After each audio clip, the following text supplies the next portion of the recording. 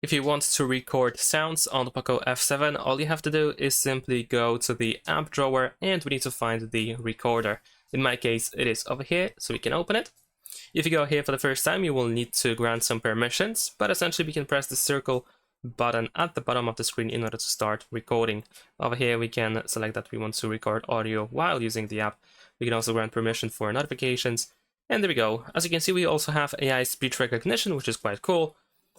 We can make our voice memo, and once we are done, we can just simply press the button in the middle of the screen. We can just pause as well by using this button on the right side with 2 lines. We can also create marks, which can later be used for something like, I don't know, like checkpoints or something. And yeah, that's pretty much it. So once we are done, we will create the recording, which later on we can play again.